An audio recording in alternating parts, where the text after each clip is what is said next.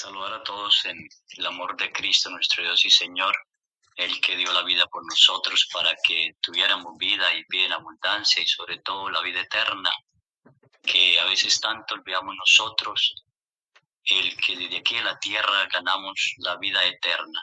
Aunque es un regalo de Dios, es un trabajo de nosotros para llegar al cielo. Jesús fue claro: nadie viene a mí si mi Padre no lo atrae, y nos invita a comer la Eucaristía también, diciendo: el que come mi carne y bebe mi sangre permanece en mí, y yo lo resucitaré el último día. Y nadie los que ha dado mi Padre se escapan de mi mano, sino que permanecen en mí, salvo el hijo de la perdición, es decir, el que quiera perderse. Parto de mis reflexiones, de mis pensamientos, sin querer quitar o añadir quizás más a lo que ya sabemos muchos de nosotros sobre el purgatorio. La Iglesia ha hablado del purgatorio durante mucho tiempo. La primera vez que lo sacó como dogma fue en el Concilio de León en y feria, no recuerdo ahorita qué año, 1200 y feria. Se habló como dogma, es decir, una verdad que se viene repitiendo entre la gente, que se mantiene en la tradición de la Iglesia. La Iglesia lo toma y en un concilio bajo la autoridad del Papa reclama que es una verdad de fe, es un dogma, y quien hable contrario de eso, que no existe, comete herejía. Vuelve la Iglesia a hablarlo también en el Concilio de Florencia en 1400 y feria, en el Concilio de Trento 1500 y feria, y en el Concilio Vaticano II en Lumen Gentium vuelve a hablar del purgatorio. En todas las partes que habla la Iglesia lo considera como un estado de purificación, en sentido en que nosotros no hemos terminado de purgar la deuda del pecado aquí en la tierra. Vamos a purgarla después de muertos en el fuego del amor, llamémoslo así, de la caridad de Dios en el purgatorio. Vamos a terminar o los pecados leves que hayamos cometido después de que empezamos nosotros esa fuerte conversión o cambio de vida. El mismo Catecismo de la Iglesia dice que cuando uno muere se presenta ante Dios bien para recibir el cielo prometido por la fuerza del amor con que vivió aquí. El amor del fuego de Dios va a vivir en el fuego del amor de Dios eternamente en el cielo, porque vivió y trabajó aquí, en fuego del amor de Dios. Si trabajó a medias y no hizo una conversión perfecta, pero sí luchó para la conversión y no alcanzó a pagar, entonces pasa al purgatorio en el fuego herido del amor de Dios para pagar la deuda que tenemos y no hemos determinado de pagar de aquí. Es una purificación, llamémoslo así, como una caridad. El purgatorio es como caridad del amor de Dios por nosotros. No hemos vivido tan perfectamente bien para entrar al cielo, pero tampoco hemos vivido tan perfecta mal y separados de Dios para ir al infierno. Entonces hay un término medio llamado purgatorio, donde nosotros vamos, vuelvo a repetir, a pagar la deuda del pecado o los pecados leves que no hemos calzado a pagar allí, ¿sí? Y lo tercero que dice el Catecismo de la Iglesia: o para irnos al infierno, separación totalmente de Dios en el fuego, ¿sí? Ofendido de Dios, porque no vivimos conforme a la dignidad de hijos de Dios aquí en la tierra. Es aquí donde la Iglesia durante tiempo y la gente durante años memoriales siempre ha orado por los difuntos, siempre ha orado por los difuntos. Hoy en estos últimos tiempos se nos ha olvidado muchísimo orar por los difuntos. Si leyéramos un poquito lo que es las penas del purgatorio, si estuviéramos atentos de que nosotros no termina nuestra vida con la muerte, muere nuestro cuerpo y va a la tierra a esperar la resurrección del último día, es decir, el juicio final, la resurrección de los cuerpos, el cuerpo volverá a la vida. Pero mientras tanto el alma tiene que entrar a una purificación, o al cielo o al infierno, hasta la resurrección total. Y es ahí donde nosotros a veces no creemos que las personas siguen viviendo después de muertos. Creemos que las perdemos, que no tenemos contactos con ellos, que los muertos no se comunican con nosotros, y eso es falso. Dios ha permitido en muchas partes almas que vengan a las personas a comentar o a pedir su auxilio. Entre eso yo creo que muchos han leído el libro de Sáquenos de aquí de María Sigma, una mística que hablaba con las almas del purgatorio. Así hay muchísimas otras personas que hablan con las almas del purgatorio.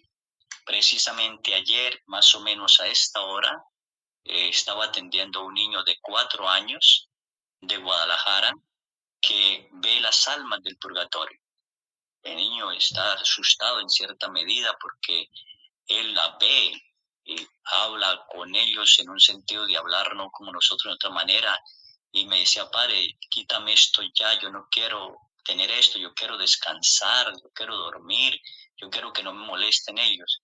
Y su hermanita, la niña, comentaba ella con mucho miedo de que ella también miraba las almas, especialmente dos, pero en ciertos lugares de la casa. Una señora con su pelo, con un moño de arriba, y un señor, la señora vestida de negro y el señor vestido de gris.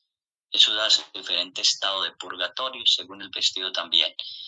Y ella hablaba, y yo le preguntaba al papá de estos niños, ¿la casa la hicieron ustedes? Y me dijeron, no, vea padre, la casa la compramos precisamente porque el señor cayó en una deuda tan tremenda que vendió la casa, el banco la remató, nosotros se la compramos, y el señor fue con una tristeza tremenda y tal cosa. Pero donde escuchamos ruidos, los hemos escuchado, dice el Señor, los he escuchado, y donde mi niño los ve, o ve a ellos es precisamente en el cuarto del niño que era la cocina anterior. Ellos transformaron la casa en el cuarto de la niña que era la cocina, pero en el cuarto de la niña que era la cocina. Y en la sala que era la sala de ellos, que ahora es una recámara del niño y de la niña. Cocina se convirtió en recámara del niño y la otra, la sala se convirtió en recámara del niño. Eso es decir, ¿por qué en otros lugares no se oye o ellos no lo ven? Entonces yo les decía, porque ¿a dónde la pasan más las mujeres en la casa? ¿En la recámara o en la cocina? La pasan más tiempo en la cocina. Esto es una experiencia maravillosa. Ayer yo decía, Dios mío, ¿cómo es posible esto? Y que Dios permite porque estos seres necesitan ayuda. ¿Y qué ayuda necesitan? Nuestras oraciones. Y las oraciones que debemos hacer de ellos son pequeñas. En los mismos concilios nos han dicho que debemos orar o qué oraciones son las que sirven. Los sacrificios de la Sagrada Eucaristía, las oraciones, las obras de caridad y otros oficios de piedad, nos dice el Concilio de Florencia. Y eso se ha repetido durante el tiempo. ¿Qué se necesita? Orar por los muertos. ¿Sí? Entonces, te lo repito, nosotros podemos hacer 4 cosas por los muertos. Para mí, 4 cosas. La Eucaristía, que es excelente, súper excelente, lo mejor que podemos ofrecer. Las oraciones que nosotros hagamos, sea cualquier oración, sea el rezo del Santo Rosario, sin comentar las almas, sea oraciones que los santos, Dios les ha dado a los santos para orar por las almas del purgatorio, como Santa Gertrudis, si no estoy mal, Santa Perpetua también que oraba por su hermano. Miles de santos han orado y Dios les da una experiencia, un encuentro con esas almas. Las oraciones, las obras de caridad. Hay muchas personas que nosotros no hacemos una obra de caridad por papá o mamá y se deben hacer esas obras de caridad. Ahorita más tarde voy a explicar cada caso por qué. Y los sacrificios. ¿Qué sacrificio yo puedo hacer? ¿Algún sacrificio? Por ejemplo, el ayuno por las almas del purgatorio, me privo de esta comida por las almas del purgatorio, hago un sacrificio, algo santo para ellas. Los muertos no necesitan más, ellos no van a ver ni la música que les llevan, ni lo que arreglan del cementerio, todo eso no les sirve para nada. Eso es un colmar de conciencia de nosotros, ¿sí? Y la Iglesia ha mantenido e invita a través de los siglos a orar por los difuntos. Nos ha invitado mucho a orar por los difuntos, ¿sí? A mantenernos en esa oración y enseñanza y decirle a la gente que debe orar por los difuntos. Les decía que de tiempos memoriales se oraba por los difuntos. Lo vemos en la carta a los Macabeos. Judas Macabeo hace una colecta de 2.000 dramas de plata, la manda a Jerusalén, lo ofrece por los muertos que han perdido su vida en la batalla para que Dios los perdone. Dice, si él no hubiera creído en la resurrección de los muertos, o sea, de nada hubiera servido esa colecta y haberla hecho. Entonces se cree que nosotros no solo somos cuerpo, sino que hay un alma dentro de nosotros porque somos hijos de Dios y a Dios volveremos, ¿sí? A Dios volveremos. Hay que orar por ellos, las súplicas entonces en estas almas. ¿Qué más podemos hablar del purgatorio? Es ese estado en que a veces uno no logra entenderlos. Yo voy a colocar ejemplos y quizás con eso casos que he vivido y he tenido y con eso aclaro un poco más las cosas, por eso son reflexiones mías. Quisiera contar el caso de un señor de 37 años, 37, iba a decir 37, 38 años, lo conocí hace tiempo, amigo, un hombre borracho, drogadito, alcohólico, como ustedes pueden ver, un hombre que golpeaba a su esposa muchísimo, un mal padre, una persona desastrosa, tremendo. Una vez se va a emborracharse, llega en la mañana, el hijo ha llegado, el hijo mayor de 18 años, ha llegado a visitar a su mamá y está hablando con su mamá llega a visitar a su mamá y escucha gritos, insultos, golpes y se mete el hijo, deja la moto encendida en la puerta de la casa, se entra, ve que el papá le está pegando a la mamá, lo agarra y dice, papá, usted le vuelve a pegar a mi mamá, yo le pego o lo mato, esto se acaba. El hombre drogado, borracho, enfurecido, sale de la casa mientras el hijo consolaba a su mamá, toma la moto, así borracho se va. En ese pueblo tiene que pasar por un puente y abajo está la autopista, se sale del puente y cae abajo a la carretera. Pasa un tráiler en ese momento, lo golpea, yo por bromear digo no le pasó nada, pero el señor se reventó el hígado, se le partieron las costillas, se le fracturó la columna en esta parte, se le partió, se le inflamó el cerebro, los intestinos y las piernas. Quedó vivo, lo llevaron, vinieron y lo llevaron al hospital, lo conectaron a una máquina. 11 días después llaman a la esposa y le dicen, su esposo quedará en estado vegetal, tenemos que abrirle, quitarle esto para que su cabeza siga, su cerebro siga inflamándose, porque sigue inflamando, ya no resiste más, va a quedar en un estado vegetal si él se recupera, él nunca podrá volver a mover ni manos, ni pie, ni nada, ¿sí? Cuadriparapléjico quedará ahí. Y entonces dice, lo sostiene la vida la máquina nada más.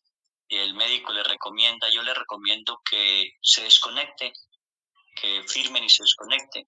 La señora le dice, yo no puedo tomar esa decisión, yo tengo que consultarle a mis hijos.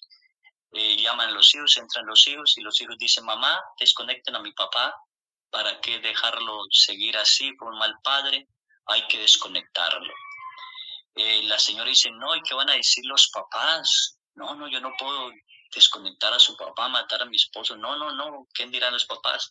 Y los hijos dicen, vean, mis abuelos están ahí afuera. Llamaron los abuelos, la voz del papá fue un mal hijo, nunca nos dio nada, fue un ser que nos hizo servir.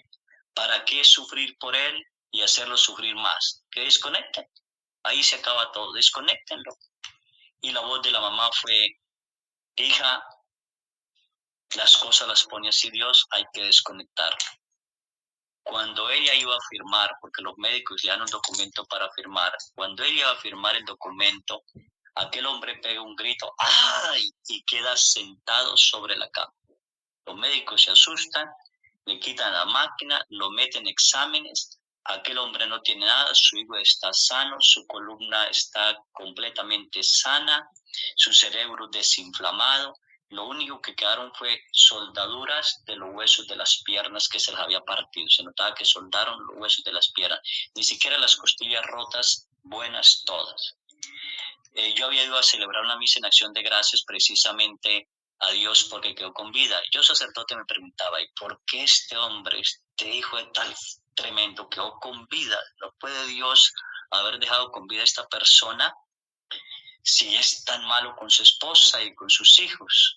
Pero Dios tiene un proyecto divino y eso se nos olvida. Dios tiene un proyecto divino maravilloso y cualquier momento Dios toma nuestras promesas y las hace realidad. Él me dice, mire padre, Dios quiso darme una segunda oportunidad. Y la esposa interrumpe y dice, vea padre, si él hubiera quedado en estado vegetal, yo nunca lo hubiera cuidado. Era tal mis heridas en él que yo no lo hubiera cuidado, yo lo hubiera abandonado. ¿Sí? Así que para mí fue un descanso cuando los papás tomaron también la decisión de desconectarlo y toda la familia tomó esa decisión. Y hubo un milagro para mí no fue, Padre, el milagro espiritual que le va a contar, para mí fue el milagro de su cuerpo. Un cuerpo que yo vi destrozado, cruel, se recupera, se recupera. Un cuerpo que toma vida en cuestiones de segundos, mostrando que Dios existe y que está con nosotros. Pero que le cuente lo que vivió. El Señor empieza a contarme esto. De cuando caí del accidente, vienen los médicos, me toman y me colocan en la ambulancia y yo voy siguiendo la ambulancia. Yo estoy fuera de mi cuerpo, siguiendo la ambulancia. Ellos me examinan y yo voy mirando, pero no sé qué está pasando y en un momento yo entro otra vez en mi cuerpo. No, los dolores de mi cuerpo son tremendos, no puedo expresarme, no puedo decir lo que siento, no puedo decir nada. Los médicos toman una decisión de conectarme, no poder hacer nada, simplemente colocarme en sondas y nada más se me dejan así.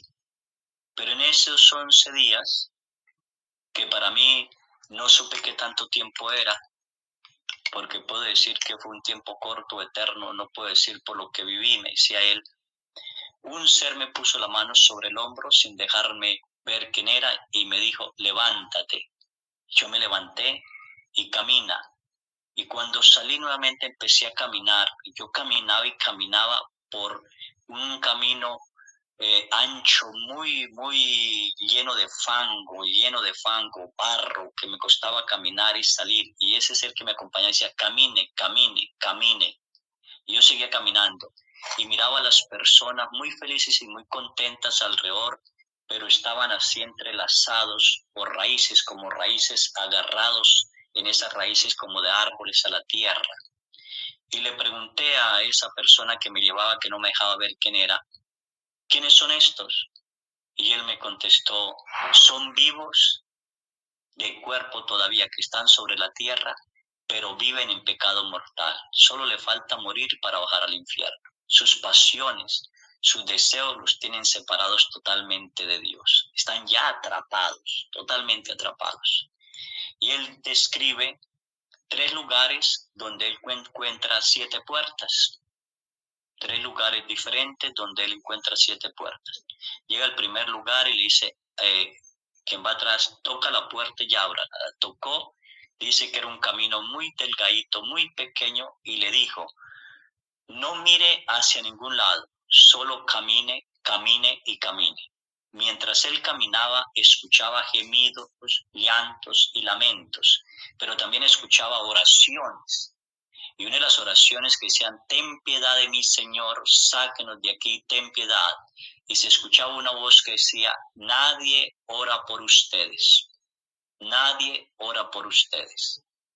Así en ese lapso, él pasa una puerta, pero escucha los mismos hasta que llega al segundo lugar fuerte, porque son 3 lugares fuertes que él escuchó con puertas diferentes. En el segundo lugar, él escuchaba los lamentos más duros, más fuertes. Era un llorar, era un gritar tremendo, tremendo, tremendo. Y se escuchaban como cadenas. Y decía, yo quería mirar, pero aquella persona me decía, no mire, solo camine, camine. Yo caminaba y caminaba y caminaba y caminaba en la primera parte, y ahora en esta segunda parte me parecía que no iba a terminar y escuchaba gritos, gritos, gritos, ayúdenos, ayúdenos, sáquenme, sáquenme, ayúdenme, ayúdame. Y la misma voz se escuchaba, nadie ora por ustedes. Y él dice que en el primer lugar y en el segundo lugar que él pasó con esa puerta, vio de vez en cuando como un ángel bajar y tomar a una persona y llevársela. Un ángel tomar a una persona. Dice, eran muy pocos los que venían a darle un auxilio. Nadie ora por ustedes. Nadie ora por ustedes. Qué difícil es eso. Que las almas estén padeciendo en un juego de purificación, en un lugar de purificación, en un estado de purificación, sin que nadie ore por ellos. Y así pasa la otra puerta y llega al tercer lugar. Y dice, este lugar era más cruel que los anteriores, donde yo había pasado puerta tras puerta, puerta tras puerta. Los gritos eran tremendos, se escuchaban gemidos, llantos, pero se escuchaban también como aullidos y como insultos. ¿sí? En este lugar se le permitía o habían como demonios. Y yo quería detenerme y eran los lamentos tremendos. Allí no vi entrar ni subir un ángel para darles a ellos. Ellos pedían ayuda y también decían, nadie ora por ustedes.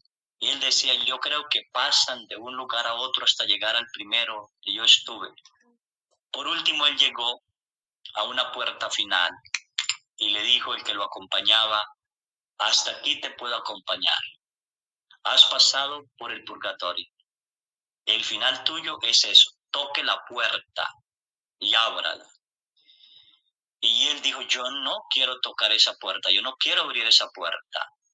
Si lo de anterior me dio miedo, llevaba miedo, terror, miedo, ¿cómo sería la puerta que me esperaba? Yo no quiero abrir esa puerta. Y volvió la voz y le dijo, te he dicho que abra la puerta.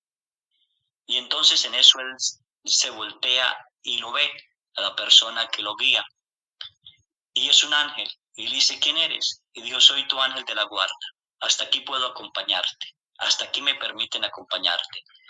La forma en que has vivido, como esposo, como padre, como hijo, como amigo, no merece ni siquiera purificar sus penas. Es lanzado al fuego eterno del infierno. Dé el paso. Y él dice que al abrir la puerta y ve un abismo inmenso, un abismo inmenso, inmenso, inmensamente, donde se escuchan solo insultos, lamentos, gemidos. Es una cosa tremenda y cruel lo que se escucha allí, ¿sí? Él no quiere dar el paso, pero cuando quiere dar el paso escucha la voz del médico que dice, hay que desconectarlo. Escucha la voz de su esposa, de sus hijos, la esposa pidiendo auxilio, la de sus hijos desconecten por un mal papá, la de sus papás desconectenlo. Todo eso él escuchó. Era la despedida ya. El alma ya se desprendía de su cuerpo para ir al lugar eterno. Y le dice, dé el paso. Cuando él dio el paso al abismo inmenso, pegó ese grito, ¡ay! Y en ese grito él escuchó una voz femenina, agradable, preciosa, que dijo, hijo mío, por favor, dale una segunda oportunidad. Y él pega el grito y dice, yo quedé sentado en mi cama, no entiendo cómo, quedé sentado en mi cama. Yo me preguntaba por qué la Virgen intervino, por qué la Virgen intercedió ante Dios para una segunda oportunidad. Y le dije, ¿estás seguro que la Virgen? Digo, Padre, 8 días antes yo había ido a San Juan de los Lagos, había subido de rodillas en el templo, pidiéndole a la Santísima Virgen que me ayudara a cambiar mi vida, que yo quería cambiar. Pero la única manera en que Dios podía permitir un cambio en mi vida es llevarme hasta la muerte. Y eso es verdad. Los seres humanos tenemos un cambio profundo ante dos cosas nada más. Cuando nos vemos cerca de la muerte o cuando tenemos una experiencia espiritual tan fuerte de un encuentro con Dios. Mientras tanto, nosotros decimos todo lo que nos dicen, aún lo que yo estoy diciendo, algunos pueden decir es mentira, porque no han tenido ese encuentro perfecto con Dios o no han estado al borde de la muerte. Él habla de esos purgatorios que piden ayuda, que suplican ayuda, ayuda. Mi pregunta es, ¿ayudamos nosotros a las almas del purgatorio? ¿Ayudamos a estos seres que se están purificando de sus culpas para entrar en la presencia de Dios? ¿Estamos ayudándolos o no?